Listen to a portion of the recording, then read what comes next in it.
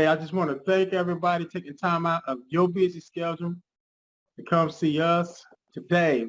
Life in the Mirror. We have something, a good topic, the slave mind.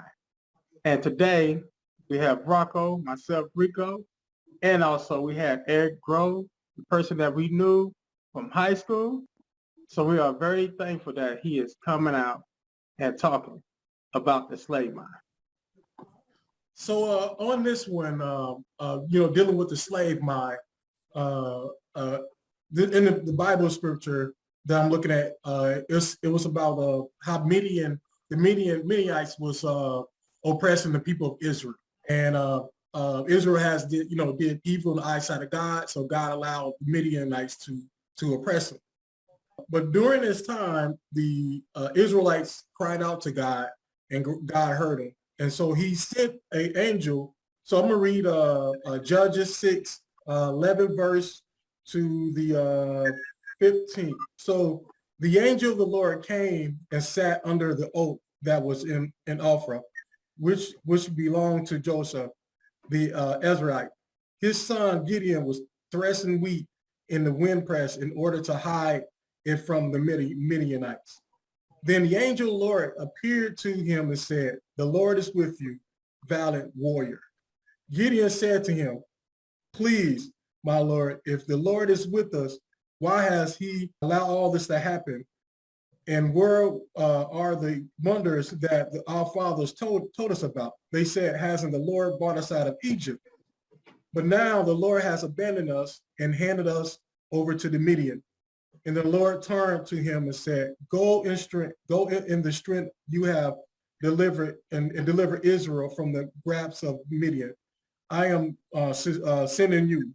And then this was Gideon said. He said to him, "Please, Lord, how can you deliver Israel?"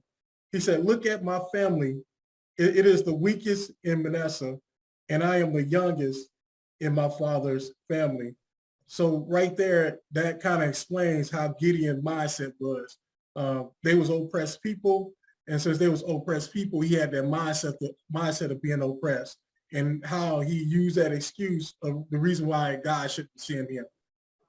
All right, so on here again we have Eric Groves, and we'll have some questions for Eric. We can go ahead and start off the first one. Hey, for Eric, before we start, hey, I just want you to talk more about yourself so people out there know who you are as a person. What parts you want to know about me? Well, just Now, the now me. Yeah, yeah. I'm a gym owner. I own a boxing gym called Grove Boxing and Fitness out of Joliet, Illinois. I do that full time. I also got a non-for-profit, that I'm trying to help with kids, trying to help the kids mental, and their physical being part, So I do right now. I'm a pro-Black activist. I feel. Okay. I guess I'm an influencer now. They got all these Facebook friends, and everybody be going back and forth with me on Facebook 24/7 about my opinions. That's it. I strive to be like a person that gives back. Yeah. In so many ways, because I think it's all about helping, one another to get rid of that slave mentality. Yeah. By any means. And a lot of people don't agree with me because I'm a little different, Mm-hmm. I guess I'm the runaway slave, as they say, the runaway, because it goes against everybody, man. I think if I was back in those days, I would be lynched by us Black people, That's it. Okay. All right. The first question: what does having a slave mind mean to you? Having slave mind is like being a follower of the system that's designed to program us. Just not thinking for yourself. Going with the sheep, the flock, you know, everything that, you know, you read, that script you read, that part, that aspect of it.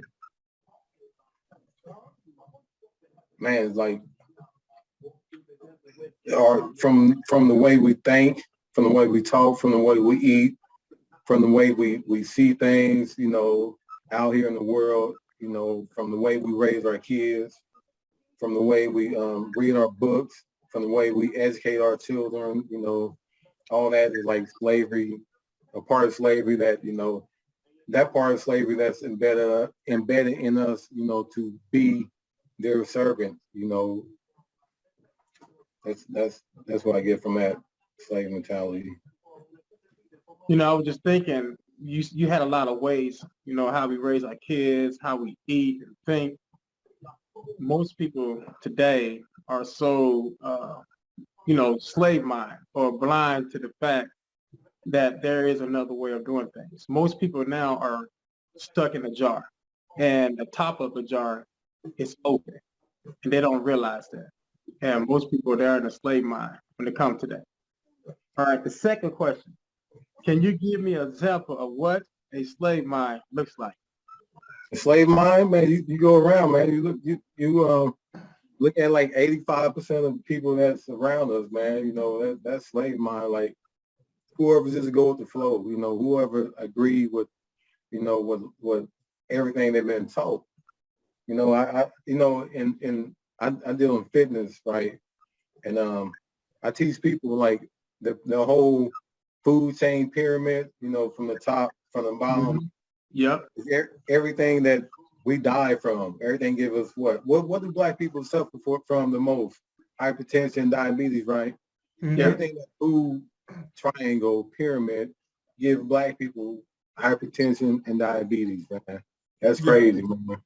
So everything we've been programmed, man, to think that is good for us is really not good for us.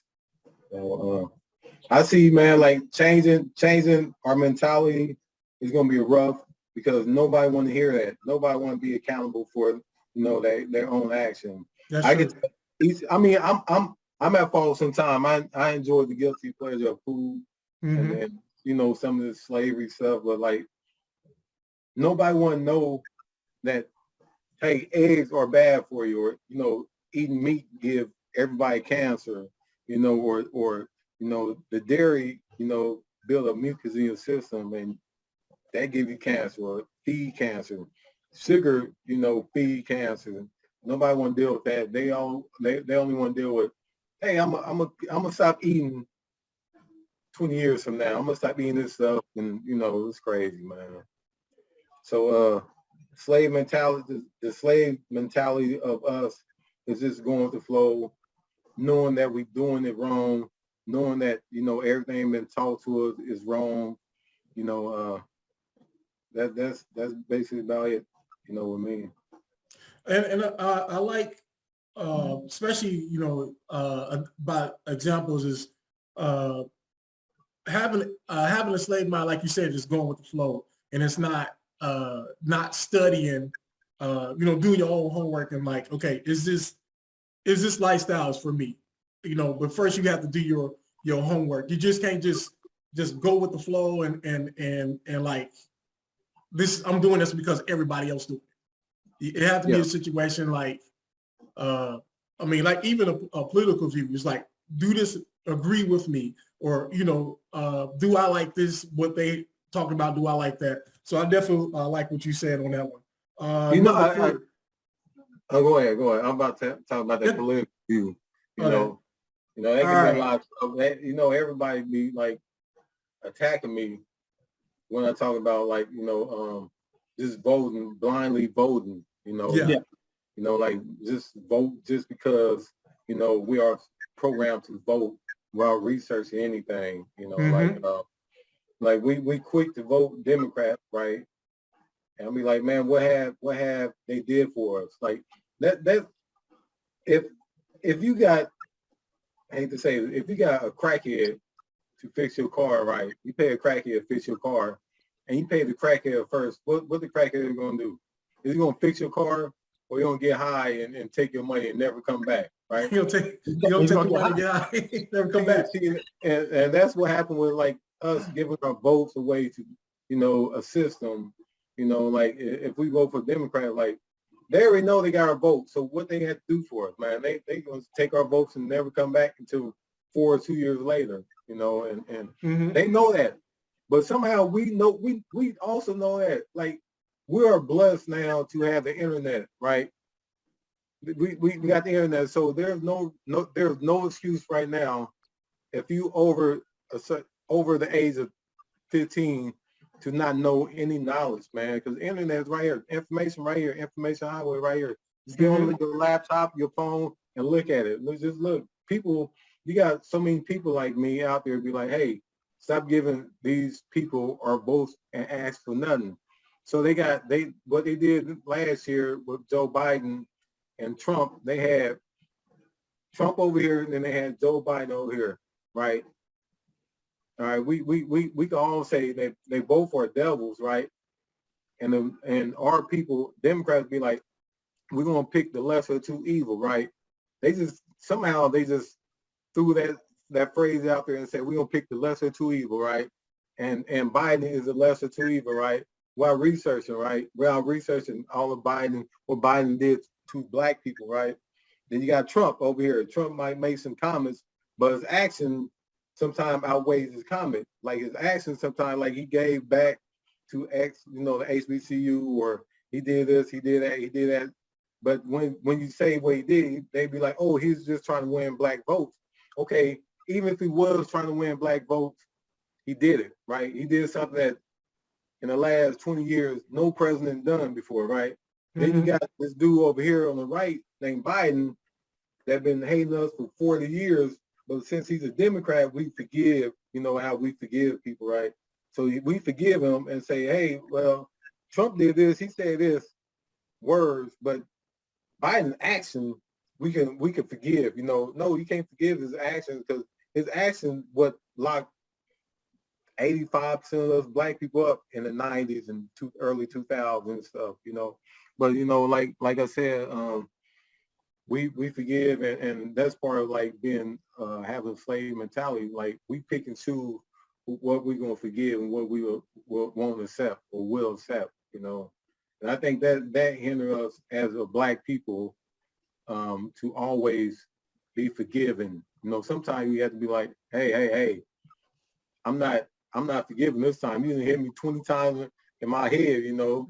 I know it's in the Bible, but you can always forgive. Like, man, hey, I ain't gonna forgive because you're intentionally doing it.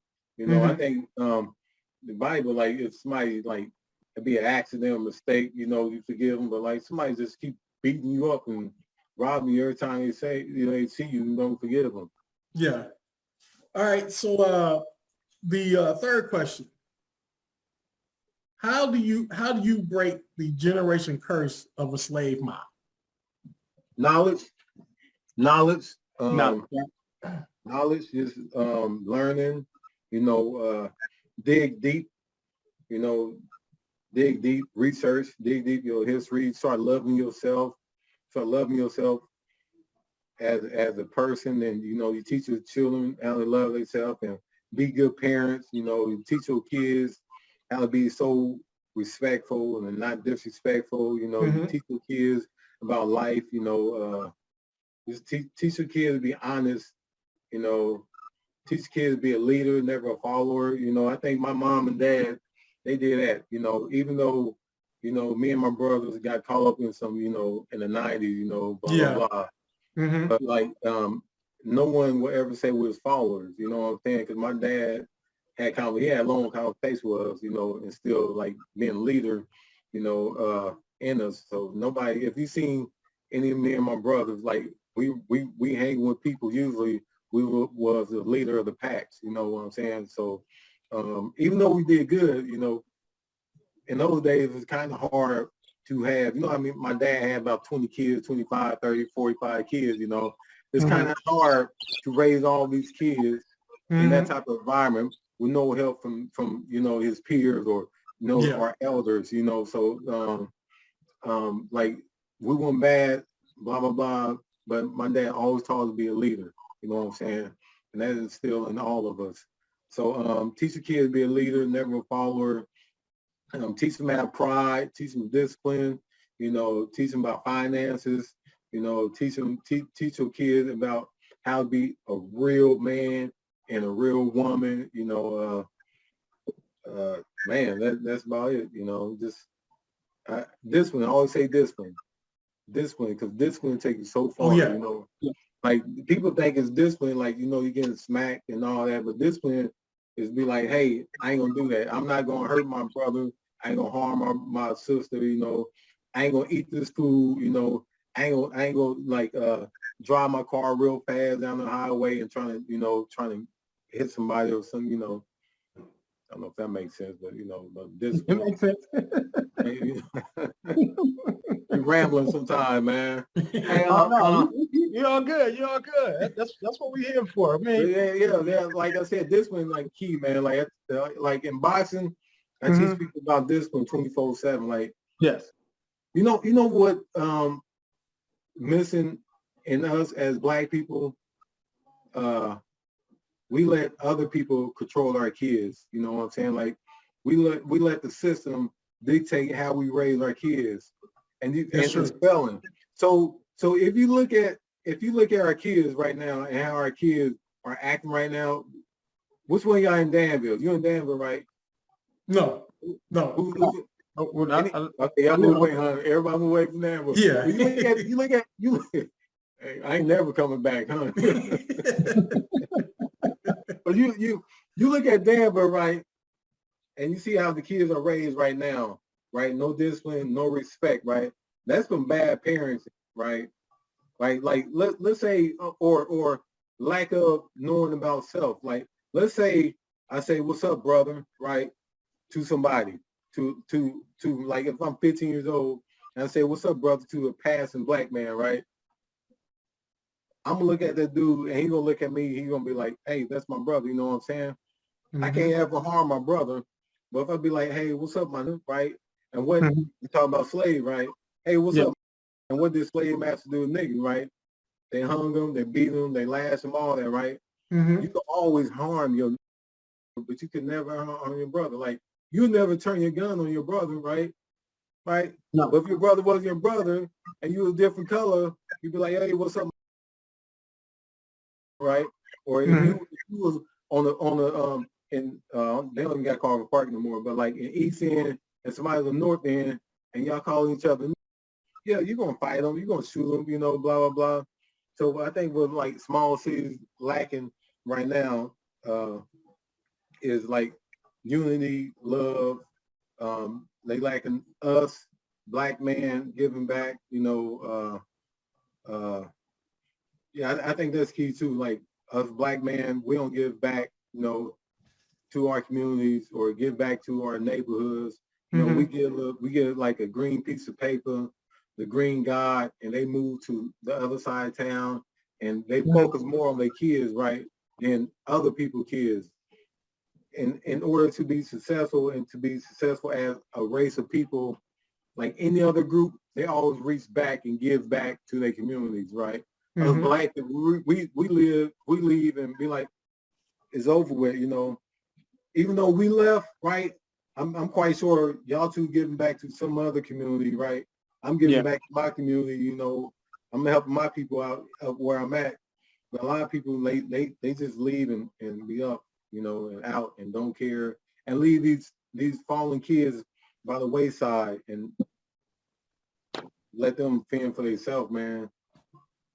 One thing I want to say, whoever listen to this right now, this podcast is about life. And most people understand there's different ways that people grew up.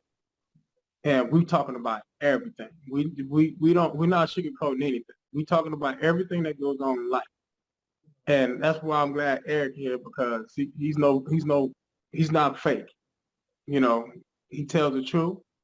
Yeah, he might get a backlash, but he makes you think.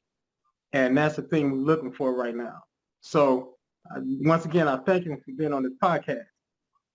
Last question. Can you give us an example of what you did to break the generation curse of a slave mind? I don't know, man. It was always in me, man. Like, some people are chosen, right? I know I'm about to sound like Kanye West, narcissist, but some people are chosen, and from birth, like I always seen things differently. As I got older, I experienced, like, I think second grade where my teacher, I felt like my teacher was picking on me because I was black, you know what I'm saying? So I knew that in like fifth grade, I'm like, man, I'm always getting in trouble, Yeah, I got like middle school, like, I was getting in trouble because, peer pressure and all that. But I think I got the ninth grade and I started digging deep, me and Gregory, Jawar, Greg. Mhm. Yeah, I know. And Gerald Cunningham. And, I think we started doing some, like, want to call ourselves like, the 5%ers and all that. So we started researching more, man. And I think the music played, the type of music back in those days was key, because you listen to X-Clan, and some of them, Chuck D and some of the pro-black rappers, and they started talking about like Marcus Garvey and Louis Farrakhan and all them people, and you pick up them words or them names and start trying to research it. So you get books and you read about them, and you be like, hey man, like it's different, I'm seeing something different, I'm hearing what these people talking about, and I know I got these white people over here and I got these black people over here, and I know there's some type of difference between us, and I feel like, like I hate saying it because I don't want anybody to take my YouTube, business on it. I mean my this video, and but like I feel like these people over here was like, I see them look at me differently, you know what I'm saying? So I think just like educating myself on our Black history that wasn't taught to us in school, seeking more, watching the videos, I think like positive TV show like the Cosby, they started wearing like shirts like, HBCU, Tuskegee and stuff, and just seeking out that, they plant that seed in my head, and once they plant that seed in my head, I just ran with it. Even though I did bad, I've been out there in the streets doing the same thing, but my goal, my main objective in life was to get out of my current situation. And wherever I did bad was to get out, and those times were a little different, so I ain't no angel, I did everything that everybody else did, you know what I'm saying? But like I had like a purpose, and I wasn't just out there doing it just be doing it. I was out there, trying to get where I'm at right now, and God, they say God is a puzzle, and I'm just a piece in the puzzle, that's going to help somebody else, propel somebody else for greatness, That's how you like to look at things. So to change my slave, or to change slave mentality, and what changed me is researching, studying, trying to be different, just trying to be different, research everything they teach you, learning about different foods, learning how food program you, learning how TV program you, learning how the books that we read and program you, learning that Black people also program you, That's true. They use Black people as a weapon, you know what I'm saying? Learning that if you think outside the box, you're going to have a million people going to try to push you back inside the box, and you have to keep finding these people over and over again, About it, man. Yeah. So with this, I mean, me and Eric, we had a conversation before we did this interview, and I told Eric, like, some things we don't see eye to eye, but this is good to have an open conversation. And especially when he posts stuff on Facebook, and I explained some things I don't agree with, but he also makes me think, and makes me like, let me check this out. Let me check this out, because it's a different perspective of how you see things, and that's what this podcast is about. Is this is for everybody, you know. And I just like how Eric he lays it out there, and he opened a door for dialogue. And when I read his Facebook, I was like, this is one brother. You can tell like he gets it. You know, he might put it down a different way, but he gets his and that's one thing I definitely love about you, Eric. Thanks, bro. And I mean, it's you know, some people might look at this podcast like this one, like, why'd you did this one? But this is one that's needed. It's just, you know, so we try to do something for everybody. And so that's why we definitely want Eric. But what you got something to say, Rico? Well, I just want to say, I thank Eric for coming on to this podcast. And this podcast is for everybody. We're here to open up people's mind. We're here to talk, because that's the problem with the world today. We don't talk anymore. One person got one side, and the other person got another side, but they don't sit across from each other and actually talk to each other, trying to get the other person's perspective. And you know, Eric, I can remember Eric way back in high school. And I can remember, I was like, something about him, he's different. And like you said, he didn't do a lot of following people. And I respect him on that. And if you're still watching this, you need to understand, you might not think this way, but he grew up in a way different than the way you grew up.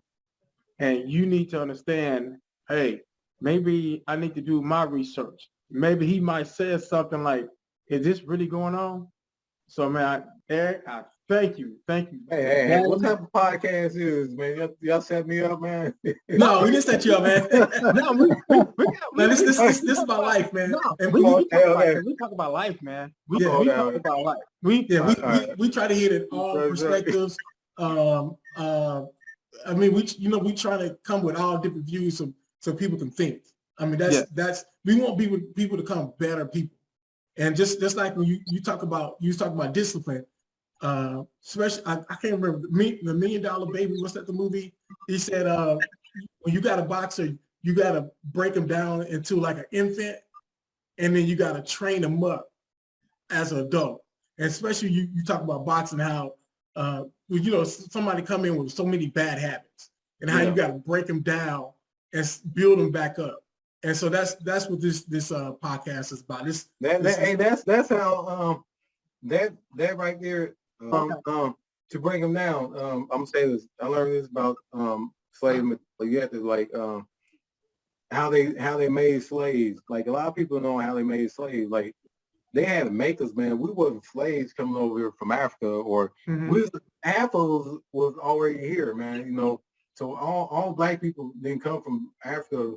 Like that's another part of white supremacy, you know, to teach us that, you know, all black people came over here from a slave ship, you know, not come over here like we are smart or intelligent to make, you know, boats or big craft to sell these seas, right?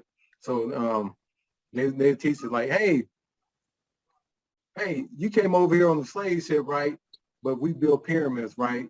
So we're not smart enough to make no big ships, right? That's one thing.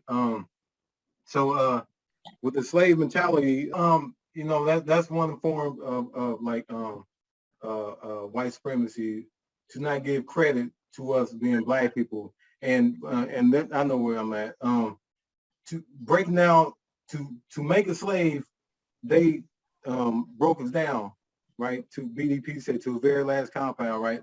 So they took the strongest man, right?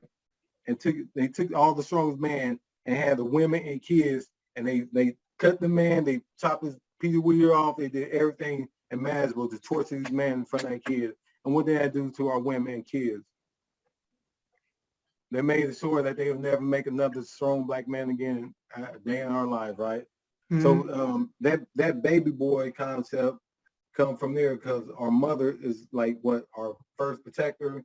Like our mother would protect us before our father would protect us, right? Because that's embedded in our DNA. But in making the slave, right, the mentality, we got to reverse all of it. We have to reverse that mentality by showing love, right? Telling brother that you love them, showing that, telling these kids that when you see them that you love them, you're going to be great, something different out the norm, step outside your comfort zone and just go to a neighborhood or go volunteer some time and doing all that. That's how you could break the slave mentality, man. Okay. All right. We just, Eric, we just definitely want to thank you, man, for coming on. So again, the people out there, you watching this video, we just want to thank you for watching this video. Just hit the like button, hit the subscribe button, and then hit the notification bell. So once we get a video, we put it out there, and also leave a comment. And we just thank you. All right. God bless. Peace.